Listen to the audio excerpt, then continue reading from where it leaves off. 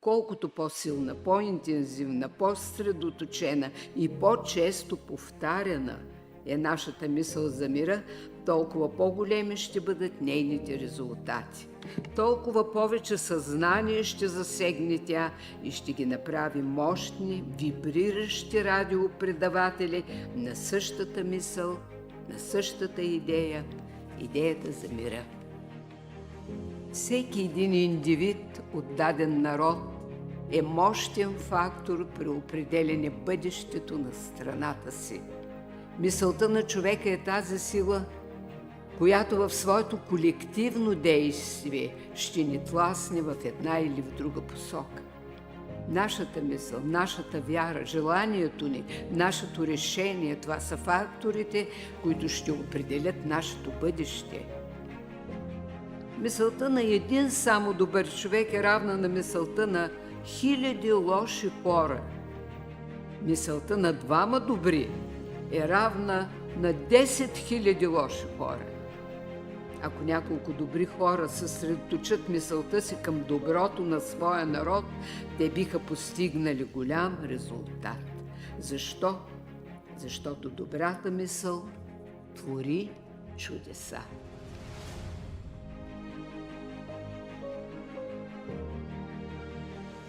И това, което ние предлагаме, това е България да бъде зона на мира, с една идея, че може би това по-скоро, по-късно може да говорим за Балканите зона на мира, а след това може би Европа зона на мира. Ето тук става въпрос. Какво означава зона на мира? Да, ние трябва да излезем от НАТО. На българска територия не трябва да има чужди войски, чужди военни съоръжения, чужди бази, чуждо оръжие. Второ, ние трябва да поискаме официално от Генералната асамблея на ООН, от страните членки, постоянни и непостоянни, на Съвета за сигурност, от нашите съседи, да ни бъде признат статута България зона на мира, а казано даже с този духовен език, царство на мира. Което означава, пак повтарям, тук да няма никакви войски, това не означава, че ние не трябва да имаме армия, като да защитава българската. Именно мира в България като зона на мира, като царство на мира. България да бъде онази точка, където да се водят тези преговори за мир. Ето сега да речем как този конфликт, който на северо-исток от нас, как той да бъде спрян. Ние трябва да бъдем. Става дума за един конфликт, в който са пряко намесени и са избивани славянски народи. Много близки нам народи. Кой? Турция ли да бъде?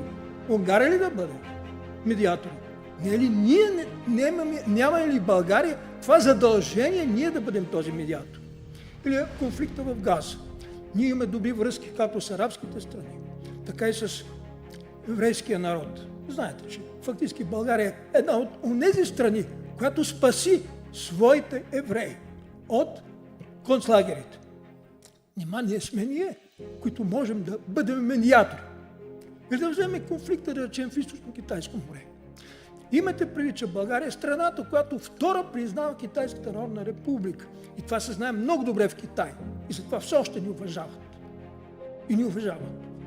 Не можем ли ние също там да бъдем тази страна, която да бъде медиатор? Да, ако България официално се обърне към ООН и към Генералната асамблея, към Съвета за сигурност, Руската федерация е готова да подкрепи България да бъде зона на мира. По същия начин съм говорил с Китайския съвет за мира. Те казаха, че те с удоволствие биха съдействали КНР да помогне България в Съвета за сигурност действително да получи този статут България зона на мира. Тоест, може да се говори с Съединените американски щати. Аз мисля, че България в момента има добри отношения с тази страна и могат и те да уважат нашето искане България да бъде зона на мира и да се изтеглят американските бази от тук. Може да се говори с другите страни, които са членки, постоянни членки и непостоянни членове на Съвета за сигурност. А нашите съседи мислят, че би трябвало да подкрепят този статут на България. Но как ние, българите, да повярваме в думите на професор Стефанов? И тук се сетих за един експеримент, направен в САЩ. През 1972 година 24 града в Съединените щати са използвани за провеждането на един експеримент, в който хората са обучени да изпитват чувството на мир по много специален начин. Всеки град има население от над 100 000 души. Експериментът е документиран в някои от добре известните проучвания по трансцендентална медитация, направени в началото на 70-те години.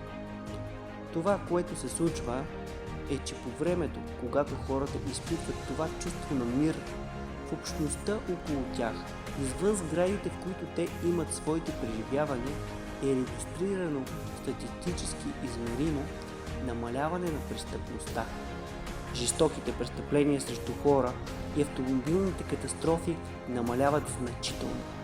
Когато мислите и молитвите за мир спират, всички данни се обръщат наопаки. Те повтарят този експеримент отново и отново. Сега вече знаем, че статистиците са в състояние да определят точно броят на хората, необходими за започването на подобен ефект. Ще споделя формула и след това ще опиша какво означава тя. Ефектът е забелязан за първи път, когато участват определен брой хора. Този минимален брой е корен квадратен от 1% от дадено население. Какво означава това? Ако имате град с 1 милион души, например, взимате 1% от 1 милион и след това изчислявате корен квадратен от този 1%. Това начално число ви показва колко хора са необходими за започване на ефекта. Очевидно, колкото повече хора участват, толкова по-голям ще е ефекта. За град с 1 милион души, това число е само около 100 човека. За България, с население около 6 милиона души, корен квадратен от 1% е равно на приблизително 245 души. С други думи казано, за сбъдването на идеята и за създаването на мощна агрегор България в зона на мира е необходимо минимум 245 българи да повярваме и да припознаем тази идея за своя, за да заживее тя в нас и скоро да се превърне в реалност. Ето това е нашата идея и мисля, че именно с тази идея България ще придобие още повече тази духовна сила, каквато винаги е имала и ще бъде уважавана от всички страни в света. Да живее България, зона на мира!